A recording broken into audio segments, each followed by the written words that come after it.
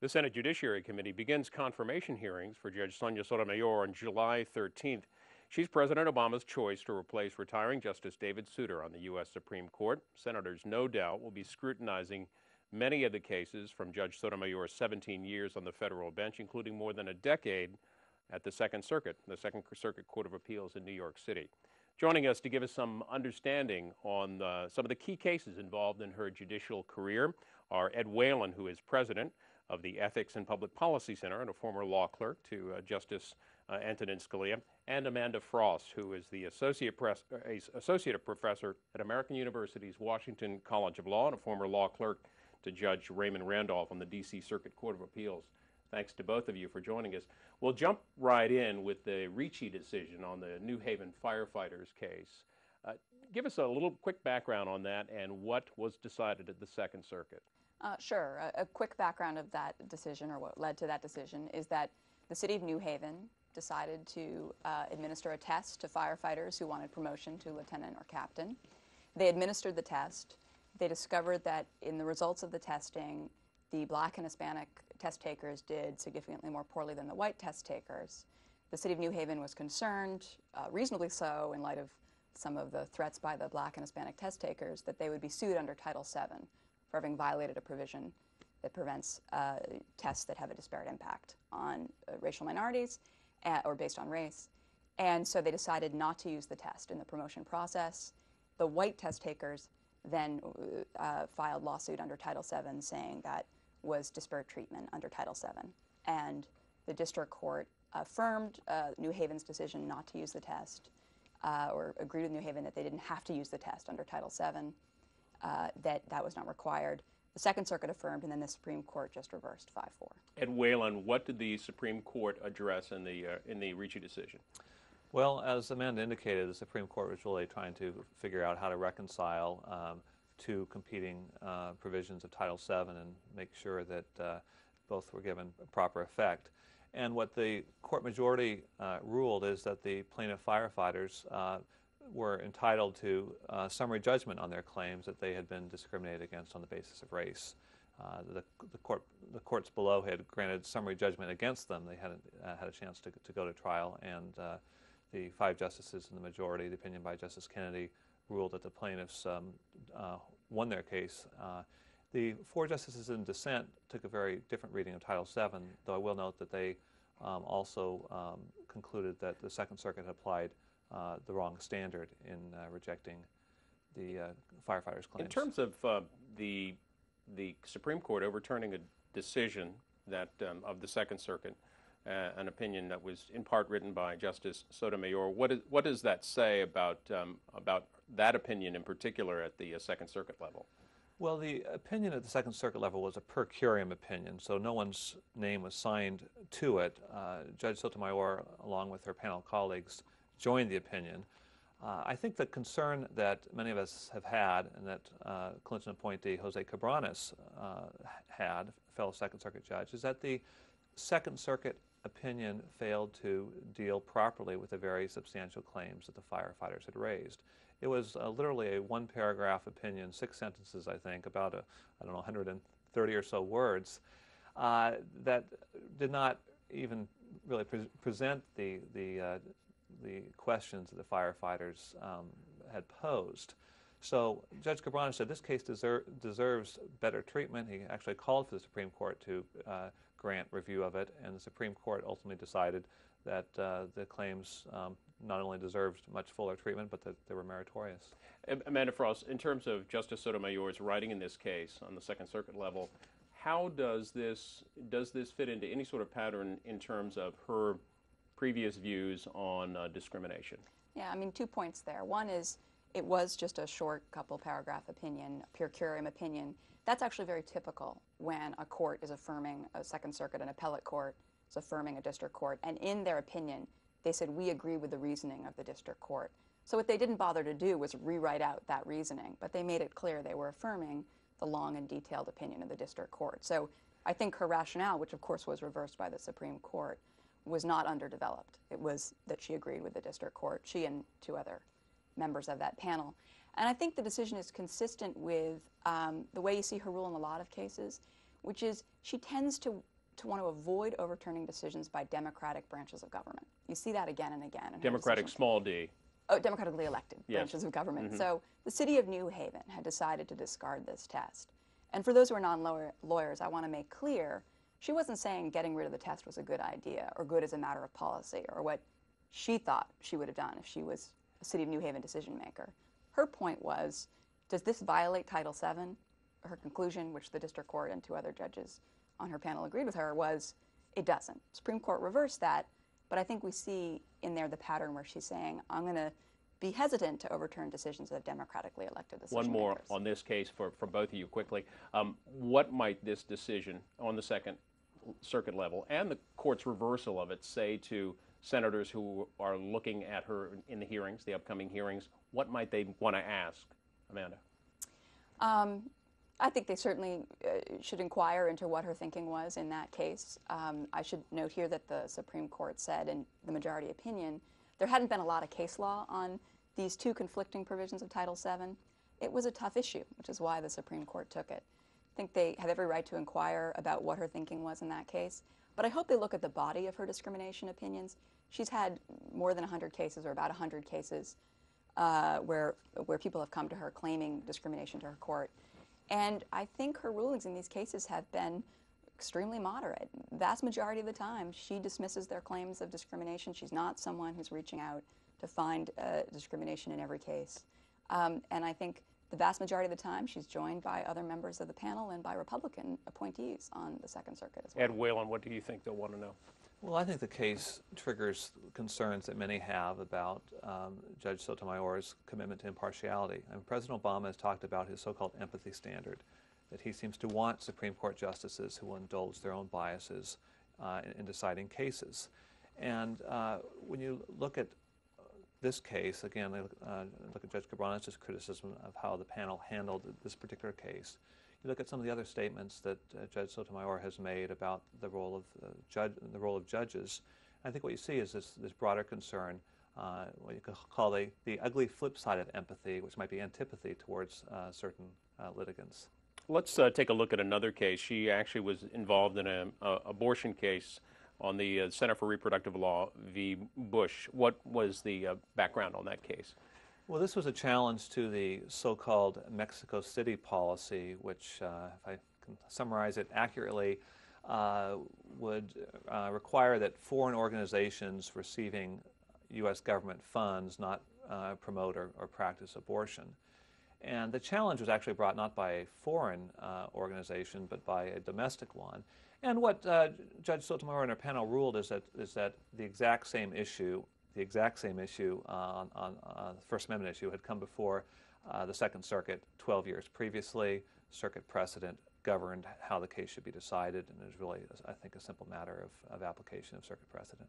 And so the case ended there at the Second Circuit? Yes, and I entirely agree with Ed's analysis, and this actually is a pattern in her jurisprudence. If you look at the Bipartisan Congressional Research Service report that just came out on Judge Sotomayor, they noted that one consistent pattern in her jurisprudence was that she followed precedent. I think that's a sign that she really understands what the role of a judge is.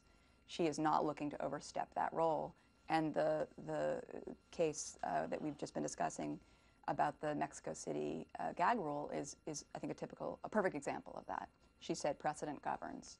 And so that's the decision in this case. Abortion is always an issue, though, when it comes to Supreme Court nominees. So looking ahead on what might be on the Supreme Court's docket or cases that are out there at the circuit level, are there areas of concern for groups on both sides of cases that might be coming before the court that the Judge Sotomayor might take up as a justice? Well, what's interesting is, again, because she has clearly a great respect for this doctrine of stare decisis, of following past precedent, I think that will guide her decisions in that area as well. And indeed, we've seen some of the Supreme Court jurisprudence on abortion being guided by the fact that Roe v. Wade is the law of the land. Amand Frost has mentioned a couple of times about her following precedent law, stare decisis, and settled case law. And you talked a little bit about her empathy here. Would you concur about, on the whole, of Judge Sotomayor's opinion?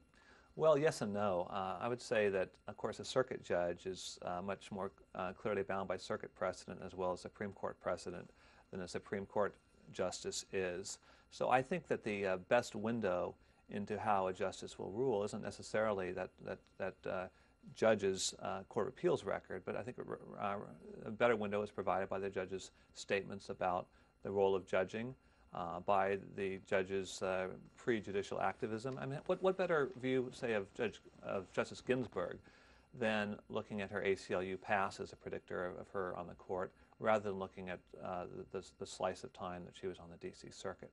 So I think that that Amanda is right, that if you look at her time on the Second Circuit, there's been, more or less within reasonable bounds, an adherence to precedent. I just question whether that's much of a meaningful predictor, especially given some of the other things that we have in her record. The senators have used this term calling balls and strikes. So in your point of view, has she called, as an umpire of the law, called balls and strikes?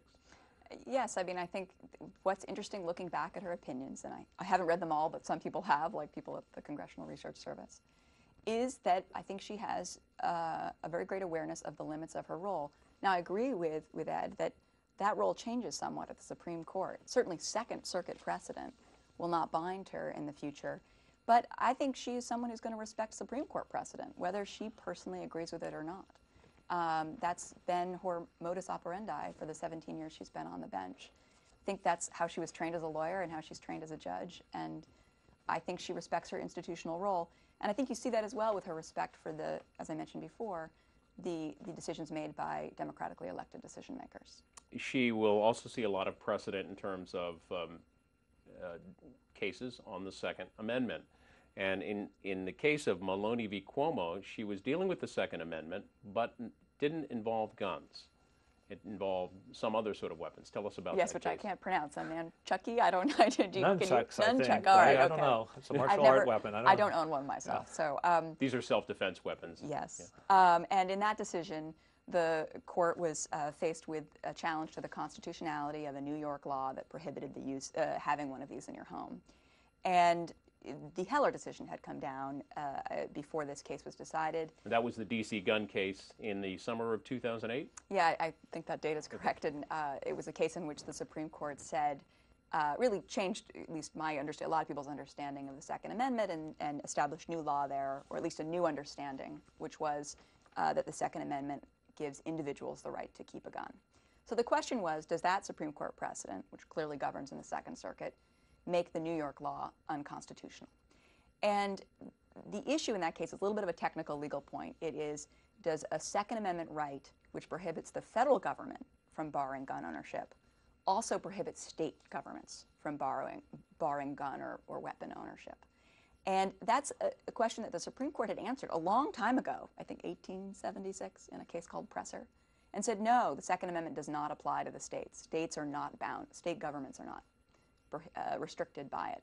So again, in this pattern of adhering to precedent, Judge Sotomayor said in the opinion, the Supreme Court precedent in Presser binds us here, and unless and until the Supreme Court overrules it, the Heller decision in the Second Amendment doesn't apply to the states. Well, that's a broader issue. Two issues here. Was the Second Circuit right, Judge Sotomayor, in that opinion? And secondly, doesn't it leave thorny issues ahead for the Supreme Court to settle on that whole issue of whether the Second Amendment applies to states? Well, those are good questions. As Amanda indicated, the Supreme Court had ruled in the 19th century that the Second Amendment doesn't apply against the states. Of course, back then, the Supreme Court had ruled that the entire Bill of Rights doesn't apply against the states. You had this so-called incorporation revolution that occurred from the, late 30s or 40s onward in the 20th century, by which virtually all of the provisions of the Bill of Rights were deemed to apply against the states through the Due Process Clause of the 14th Amendment. And so the question then becomes, once Heller recognizes that there is an individual right to bear arms that applies against the federal government, does that same right apply against the states? Now, there are at least 3 courts of appeals that have addressed this issue so far. The Seventh Circuit ruled on grounds very similar to that of the Second Circuit panel on which Judge Sotomayor sat. The Ninth Circuit ruled that there is an individual right that applies against the states. So you have this conflict that I think the court is likely to take up. There's no reason to sit around and wait for more rulings. My guess is that that issue will be decided next term. What do you think the Judiciary Committee might be interested in specifically in terms of her view of cases related to Second Amendment law? What do they want to pin down? Well, I mean, I suppose one thing they would be interested to know her view on whether the Second Amendment applies to the states, and I'm guessing her answer to that would be what most nominees in the past have done, which is to say, I can't comment on a case that's likely to come before the court that you're hopefully going to confirm me to sit on. So I think she may not answer that question because that puts her in a very awkward position if she does. You know, as to her views on gun ownership, I mean, again, you just look at her record. I think whatever she thinks about what the Second Amendment means, she recognizes that there's a Supreme Court precedent, Heller, that as a Supreme Court justice will be not binding in the way it is on a Second Circuit court, but the doctrine of stare decisis tells judges they are supposed to follow past precedent of their own court. And I'm guessing if she's asked that question, she'll say, I'll follow the law, just like other justices have responded that way when asked about Roe v. Wade. What do you think they're interested in? Well, I think, again, given President Obama's empathy standard, the question will be whether she disfavors the rights of gun owners and will act on that bias. I think there may be some exploration of that. Look, just one comment on the question of application of precedent, even by a Supreme Court justice. No justice has ever exercised some wooden rule where you always respect every precedent. So I don't expect Judge Sotomayor, if she becomes Justice Sotomayor, to be the first to do that. So I think the senators will be interested in probing her judicial philosophy, and particularly in probing whether the sort of indulgence of biases that President Obama has invited plays a role in her decision making. She used the term in that Maloney case that, as you said, that it was settled law, that the Presser case makes it settled law, this one from the 1800s. And then the court came back, the Supreme Court came back and said Presser said nothing about the Second Amendment's meaning beyond the scope, beyond the fact that it does not prevent the prohibition of private military organizations. And so in terms of, if she's saying it's settled law, does that give an indication to sort of her temperament going into onto the court when she wanted to uphold decisions from lower circuits? I mean, just to be clear, I think the Presser case established, among other things, that the Second Amendment didn't apply to the states. So that was what she said was settled law, that it was not up to her and her panel of Second Circuit judges to decide that a Supreme Court precedent had been overruled by other cases that suggested that maybe it was no longer good law, but that had not held squarely that it was no longer good law. This is, by the way, something the Supreme Court has repeatedly admonished lower courts, including Justice Scalia. He's said it quite recently. Lower courts are not supposed to overrule directly on-point Supreme Court precedent, even when intervening decisions suggest that precedent is a little bit weaker than it was, or quite a bit weaker than it was. And so they're not supposed to predict what the court will do. And I think that was her point in the Maloney case. And again, I think that just shows that she's someone who respects the doctrine of stare decisis. I think maybe more than most judges. I mean, Ed's point is a good one. Not every judge thinks that, not every judge will follow every past precedent. And I think every so often you'll see a deviation. But she seems to be a judge who more than most respects past precedent. But what might that mean in this context? Again, I think this illustrates that the question of just following precedent can't really guide a justice, where you have this precedent from the 19th century that says the Second Amendment doesn't apply against the states, or at least says there's no privilege and immunity to gun ownership against the states. And then you have Heller, and then you have all these incorporation cases from the 1940s forward. I mean, there's not some mechanical way in which you can say, aha, here's the precedent, here's a super precedent that governs here. So I think that shows that she's not simply going to be able to say, oh, I'll follow precedent, and that's not going to dictate an answer. One perhaps minor point that I want to highlight, I know it's played out on some of the folks very concerned about the Second Amendment right. The Presser issue arguably did not involve the same question before this, the same question that the Supreme Court will address. Arguably, it was just looking at whether there's a privilege and immunity under the 14th Amendment to gun ownership, not whether the Due Process Clause protected that. So that would be one ground for distinguishing that case. Let's move from the Second Amendment to the First Amendment and the Pappas v. Giuliani case. What's that case about? You know, that's a fascinating case, and one that I think is worth looking at in conjunction with the Ricci case, because I think they show, those two cases reveal a lot about Judge Sotomayor. The Pappas case involved a New York police officer who anonymously sent racist, bigoted material out into the world from his home through the mail. And when the New York Police Department discovered this, they fired him. And he brought a suit that eventually made it to the Second Circuit. Suit against the city? Suit against the city, against the police department, Giuliani, saying my First Amendment rights were violated because I should be free as a public employee to speak my mind, especially when I'm doing so anonymously from my own home. Now, majority of the panel said to this police officer, no, you do not have a First Amendment claim. And they used a balancing test, which is a test the Supreme Court established in a case called Pickering, where they said we have to weigh the value of the speech to the employee against the needs of a government or a department of a government like a police department to operate and have effective employees. And they said having a known bigoted racist cop is not a good thing for the police department, so it was right they fired him, and his First Amendment rights do not trump that. Judge Sotomayor dissented. And what I think is interesting about this is there has been a lot of talk about her own background, her own ethnic background, her gender, influencing her and her decisions. And the question I think that concerns people is she going to take her own background and see everything through that lens and never have sympathy for people that don't look like her? And in this case, she dissented and said, I think this police officer, as repulsive as I found his speech, and she made that clear, has a First Amendment right to speak. And I think that dissent shows a lot about her ability to see from cases from another perspective. Ed Whelan, when you read that dissenting opinion, what do you think? Well, I think that there was a difficult question for the panel members in applying this Pickering balancing test, which is highly manipulable. And I think Amanda's right to point out that Judge Sotomayor was protective of a First Amendment right in the context in which we all agree the speech was ugly and vicious. So I think that's encouraging in and of itself.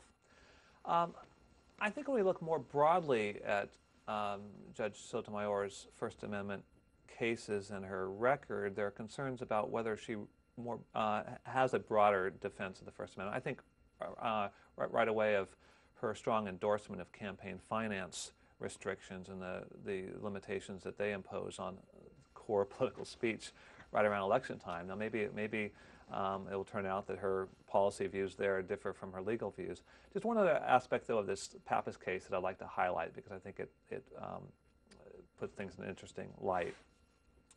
There was a Court of Appeals nominee by President Bush who had a somewhat similar ruling in a similar case. He had joined the opinion of a court that upheld an administrative agency ruling on exercising deference and everything, saying that an employee shouldn't have been fired because of some ugly racist act. Mm-hmm. And this poor man was suddenly vilified by the left as this judge was vilified by the left as a racist. And now the same folks who condemned him are championing Judge Sotomayor's opinion in Pappas as proving her fitness for the court. I'll just say there's sort of an irony in how manipulable the arguments can be. But I think that her dissent there is an encouraging sign. What does this is a dissent, how does that pair with her other First Amendment cases? Is this in line with decisions that or majority opinions that she's been in on First Amendment cases? I certainly think she shows great respect for the First Amendment. But what I found it, frankly, more interesting for was her, there has been this concern, and I understand it, from folks who think, look, this judge is going to come into this court and see everything through the lens of her personal background, her ethnic background, her gender. And maybe this means she'll be way too sympathetic in cases where people claim discrimination based on race, right? That's one concern.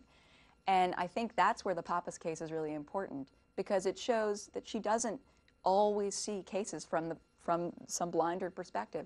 She had great empathy and sympathy for a man who she felt, even though she disliked his views, made that clear, she thought he had the right to express himself, and the First Amendment there trumped what she thought were the less important interests. In an earlier, go ahead, Edward. Well, I'd say I hope she didn't have empathy and sympathy for the man.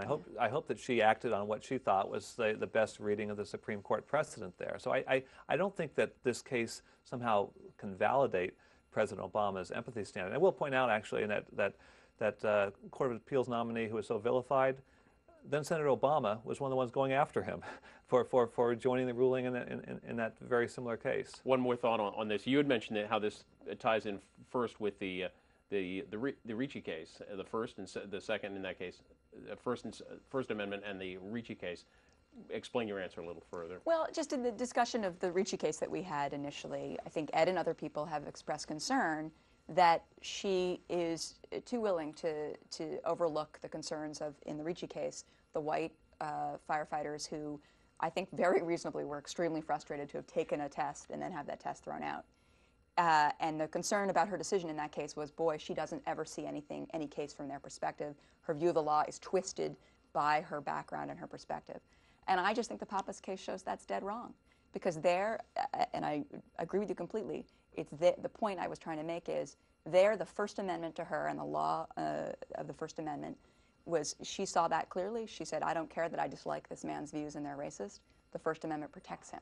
Some final thoughts on that? Or? Well, I'll acknowledge the Pappas dissent as a counterexample. I don't think it disproves or dispels the broader concern that folks have about her impartiality, but I'll acknowledge it as a counterexample. She, most famously for many Americans, is known as the savior of baseball for the 1995 injunction into the Major League Baseball dispute.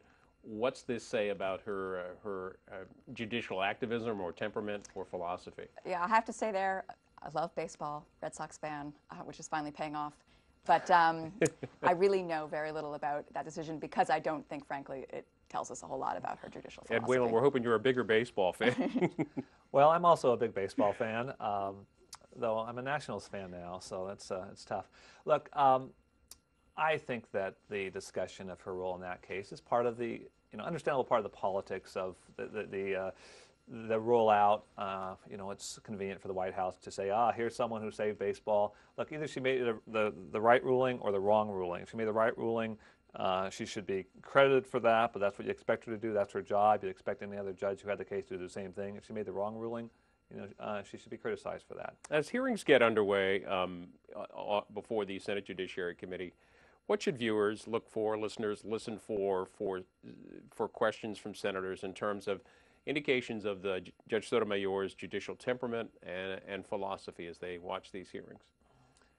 Well, the hearings have a strange theater to them with questions bouncing back and forth from one side of the aisle to the other. I think you'll see in the opening statements by the senators, which will probably take up the first afternoon, the themes that developed by each side or by the various senators. So I think that you'll see Democratic senators doing what they can to tout the strong points they see in her record and diffusing some of the concerns that Republicans have. And Republicans, I think, will be trying to get answers from her on these questions that go really to what is the role of the courts, and is she going to clearly be impartial and embrace the traditional view of a judge. If there were one case that we haven't talked about that you'd like to ask her about, what would that be? And briefly, a quick synopsis of what that is. Well, one vote of hers that I find disturbing is in a case called Brown v. City of Oneonta. This long background I won't be able to go into, but the question basically involves whether police officers can be sued for violation of equal protection based on how they go about acting on racial identification of criminal suspects. And she joined, this was an en banc proceeding, she joined a dissent from the denial of rehearing en banc, an opinion that seemed to go pretty far in subjecting police officers to this sort of second-guessing and personal liability in a way that Chief Judge Walker said would really impair the performance of police in protecting the folks who are neediest. So I was concerned about that. It seems to me that she's using equal protection as a bludgeon in a way that is not consistent with the theme that Amanda's been voicing of deference to the political process. Amand Frost, I'll wrap up with you and your thoughts on what the hearings coming up and what case you'd like to ask her about most. Sure. I mean, I think in the hearings coming up, I think the hearings are a very important moment. They're a little bit of kabuki theater, admittedly, but they're also an opportunity both for her supporters to bring out what is terrific about her, and there's a whole lot there. She's got amazing credentials and an amazingly detailed, she's got a long history of serving on the bench, so there's a lot there to talk about. But I think it's also a chance for those who disagree with her views to express those disagreements and to talk about what a justice should be. I think that's an important moment for the whole country, and I'm always glad to see it. As for the case that I think is worth discussing, there's a death penalty case. She didn't actually issue a decision, but the New York Times just wrote an interesting story about the 100 pages of transcripts in this death penalty case.